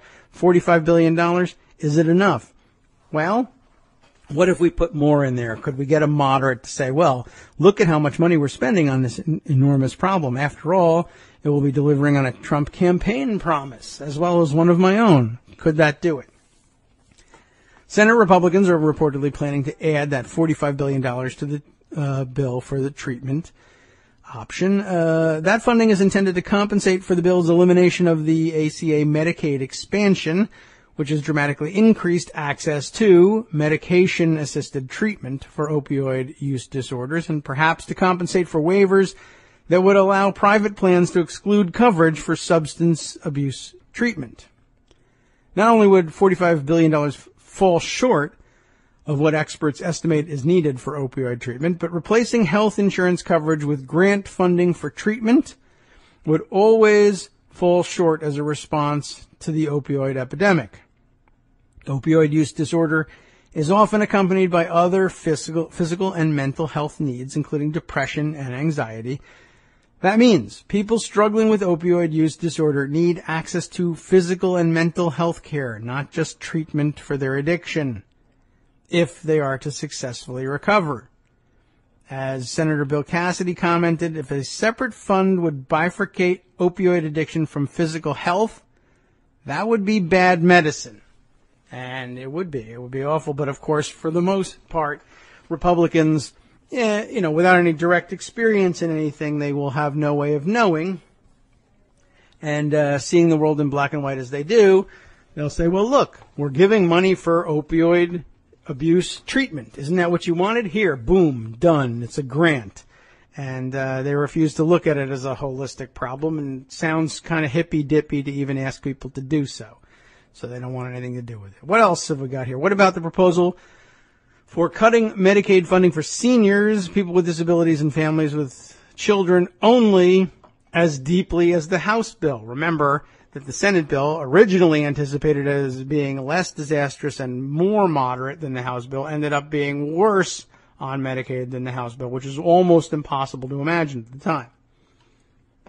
Okay, suppose they only did it as a negotiating tactic, and now they come back to the House bill. They overdid it to make the House bill end up looking moderate. What about coming back to that as a solution? Would that bring moderates in? Politically it might, but what about substantively? Both the House and the Senate health bills would end Medicaid as we know it by converting it from a federal-state partnership to a per capita cap, an arbitrary limit on per enrollee federal funding that would cover a falling share of states' costs over time. Starting in 2025, the Senate bill would set its cap growth rates even lower than the House bill, resulting in deeper cuts. But of course, cuts that aren't cuts, as Republicans would define it. Now, the Senate is reportedly considering moving its per capita growth rates back toward those in the House bill, although some conservatives remain strongly opposed. They want it to remain mean, I guess, and make it even meaner if they can. But the House cuts were already deep and damaging. For example, the House bill cap, had it been in effect in the 2000s, states would have had to increase their own Medicaid spending by an average of 11% in 2011 to make up for the lost federal funding, and by more than 40% in 4 states. A per capita cap also shifts risk to states, which would be responsible for all costs above the cap resulting from public health emergencies, breakthrough drugs, or the aging of the population.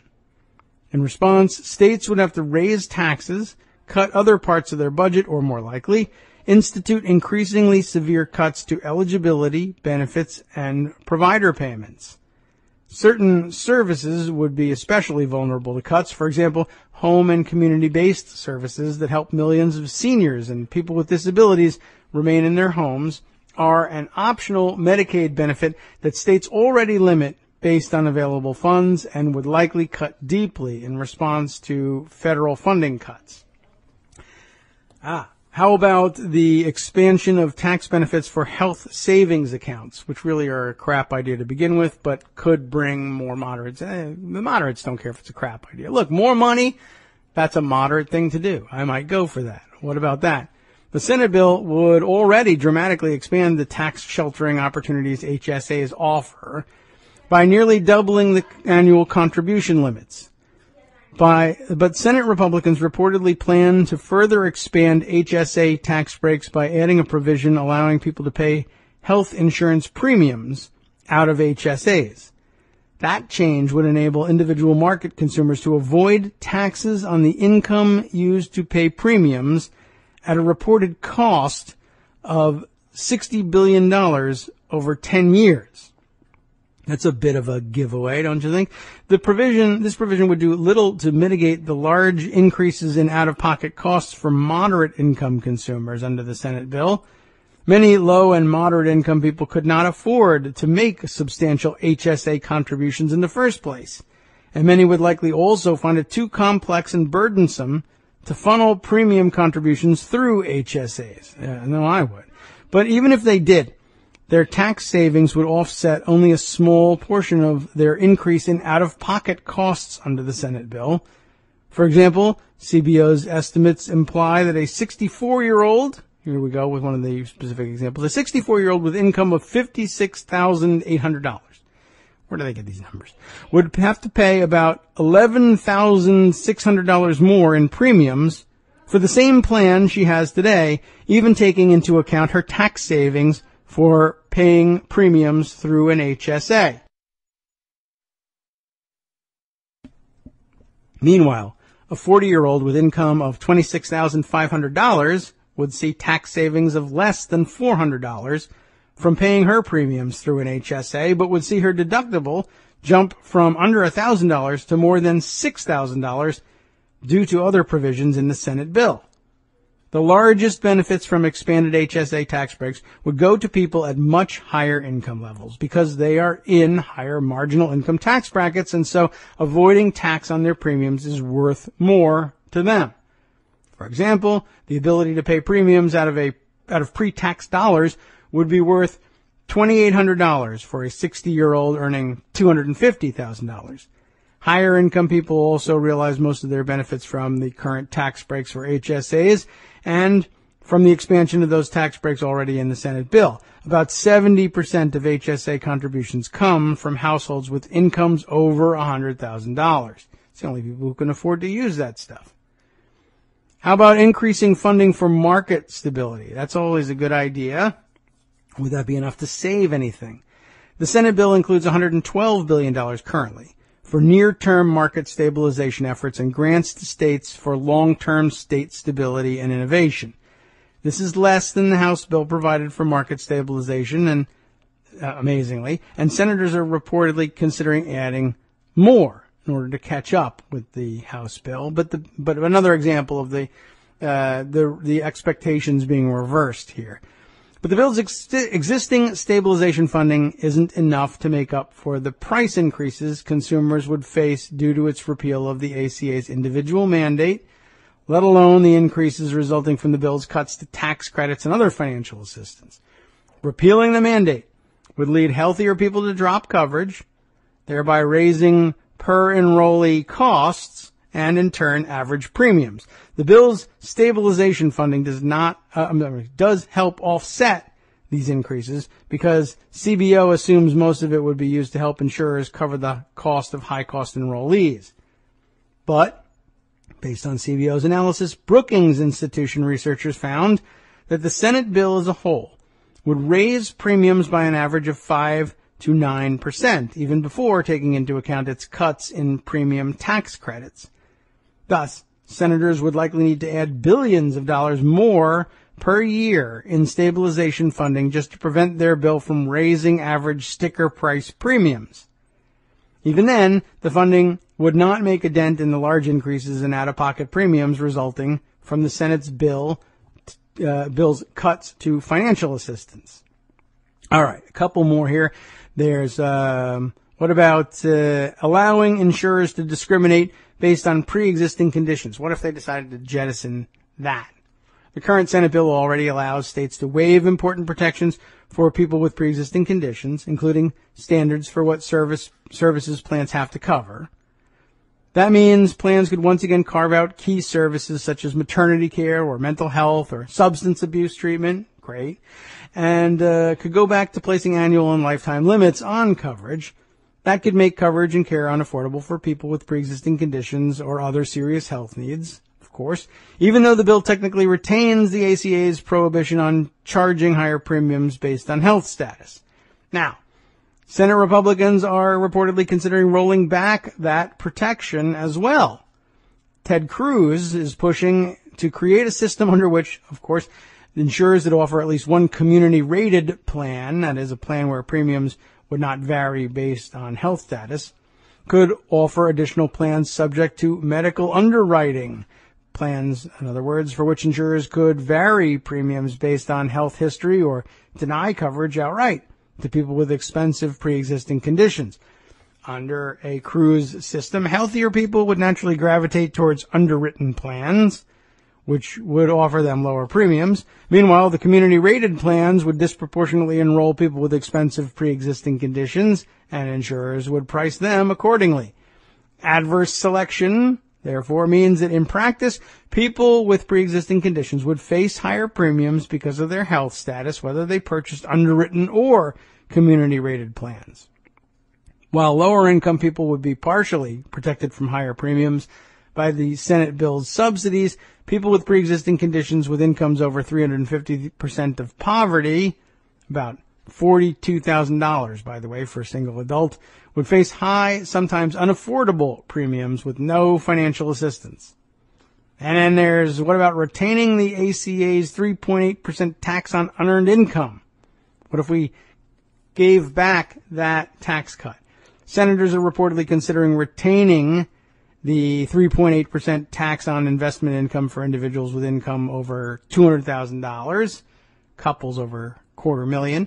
Although some Senate Republicans have voiced strong objections, of course, This change is intended to respond to complaints that the Senate bill cuts taxes on the wealthy, even as it increases costs for low and middle income people. But even without the repeal of the net investment income tax, the Senate bill would still spend $457 billion on tax cuts, counting the additional HSA tax breaks described above.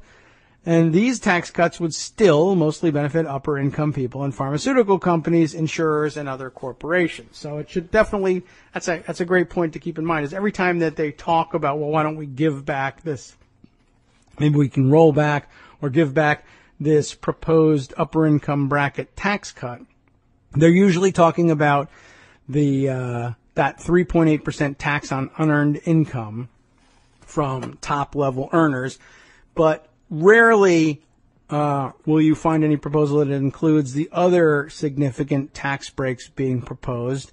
They simply package them under a different umbrella elsewhere. They're tax cuts nonetheless, but when you hear moderates say they want to tinker with the bill by giving back on those tax cuts to help fix the optics of the bill, they're only talking about a very small portion of those tax cuts. There's still another $450 billion out there.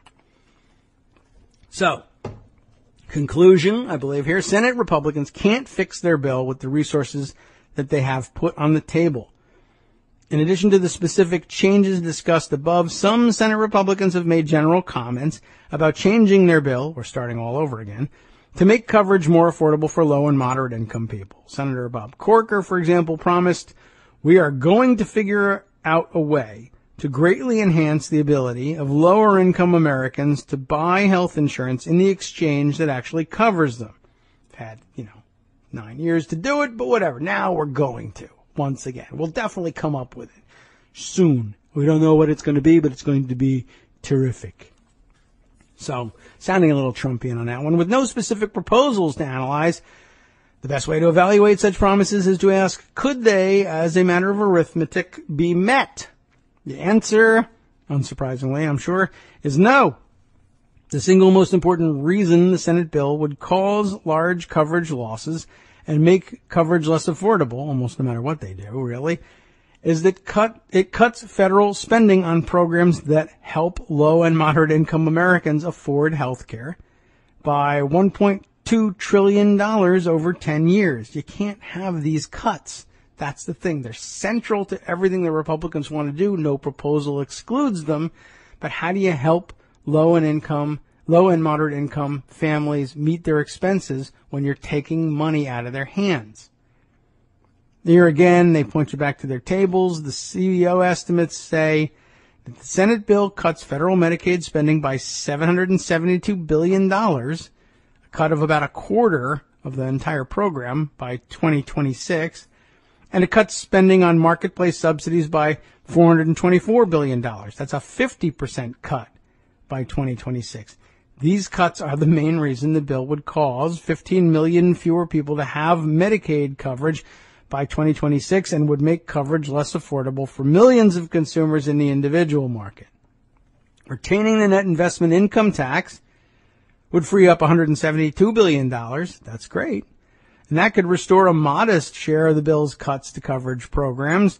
Republicans have noted that they could use part of their bill's deficit reduction, that is the amount by which it cuts healthcare spending, why its cuts in healthcare spending exceed its tax cuts, to restore cuts to coverage as well. But after taking into account their proposals to increase funding for opioid treatment, expand HSA breaks, and provide more resources for market stabilization, only about $79 billion of the bill's deficit reduction would remain available to restore coverage cuts, meaning that a total of at most $250 billion would be available to mitigate the bill's harmful impacts on coverage and affordability. And of course, those impacts cost much more.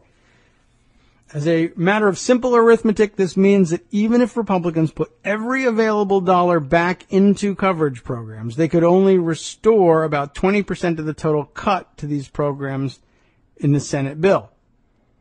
They could otherwise, of course, drop the whole thing and simply leave things as they are, but apparently not interested in doing that either. These estimates are almost certainly overly generous. They do not assume any further delays in the phase-out of Medicaid expansion, which would consume resources without changing the bill's long-run impact on coverage and affordability. They do not take into account comments from some Republicans about putting at least some of the resources from maintaining the net investment income tax toward additional deficit reduction rather than restoring cuts, even worse. And they ignore strong objections from some Republicans to restoring any Medicaid funding over the long run at all. Even so, the resources available to restore coverage cuts in the Senate bill would fall far short of restoring either the bill's cuts to Medicaid or its cuts to marketplace subsidies, much less both. So, again, complex, dry, upshot, very little chance that either realistically the Senate is able to put together a substantive proposal that actually does what it says. They could always lie about what it does. That's true. Or at the very least, it indicates what excuses senators are likely to cling to if they decide to flip their votes, but still try to paint themselves as having moderated the bill. It's not true. It won't work. It can't work. The math isn't there. But that, politically, I remind you, doesn't mean that it isn't something that they might just try to do. The record to date on this bill has been pretty clear. They're just simply willing to lie about what it does and how it does it and how badly it does it in order to get the thing passed. And no indication that they're willing to give that up anytime soon either. Okay, so I think, all right, it's been a bit of a dry explanation kind of a day, and I guess that was all we could really hope for, but we're just a little bit too scrambled by having woken up for several hours in the middle of the night to welcome everybody home. But we'll be back on track tomorrow, and of course we'll have Greg Dworkin with us and Joan McCarter with us as well to add some structure to this stuff.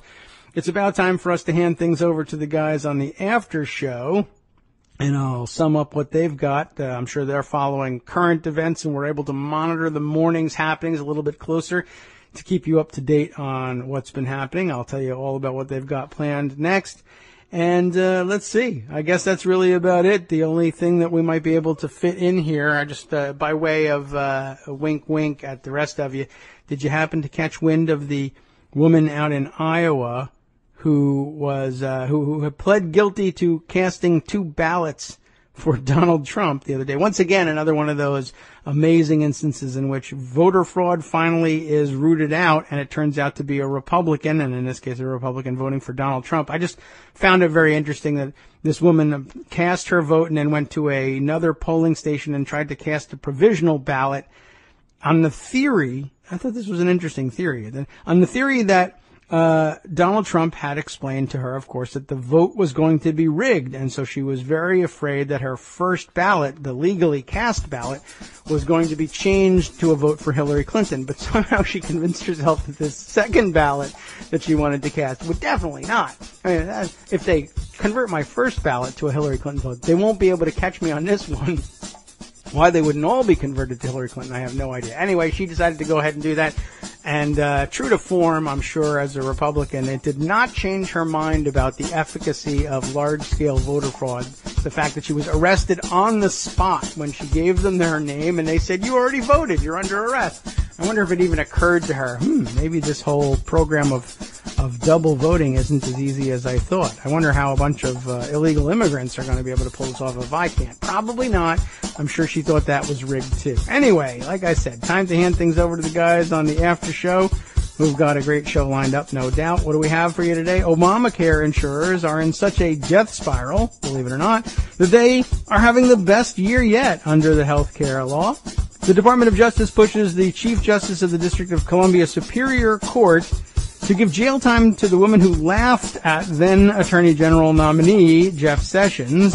And pro-Trump trolls are turning life for national security civil servants into a living hell by using intel given to them by the White House because they're traitors and spies in the White House. Too bad. We're going to have to live for that. Well, who knows for how much longer. Hopefully less time than we thought. From Daily Kos Radio on networksradio.com.